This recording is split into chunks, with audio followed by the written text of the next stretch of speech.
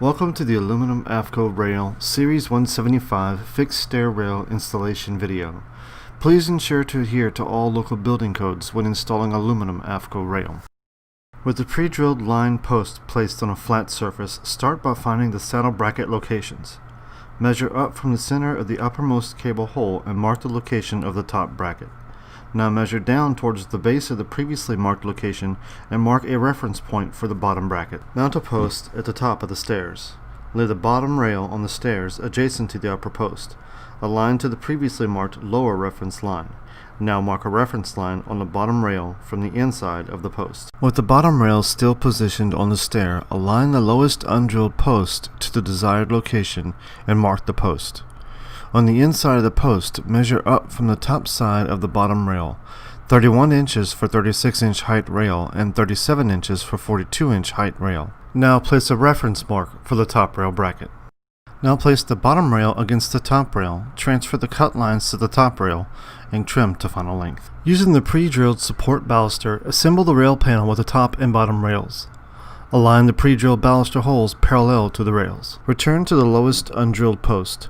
Measure down from the previously referenced bracket location and place a mark at the center of the post and drill with a 5/32" drill bit.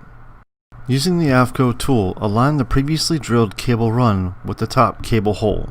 Now using the lower cable hole, drill the next cable run with a 5/32" drill bit.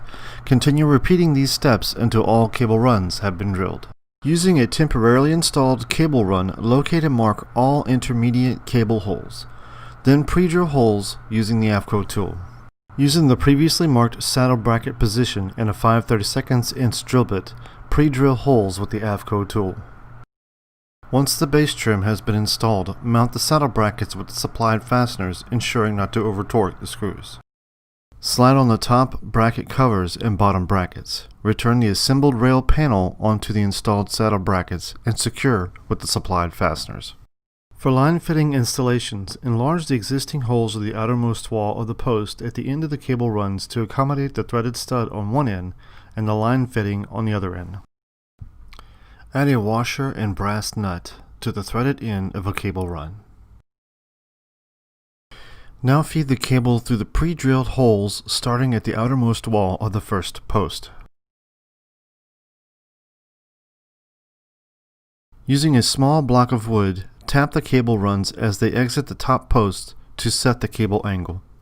Return to the beginning of the cable run and tighten each line using a 1/8 inch hex wrench at the end of the threaded stud.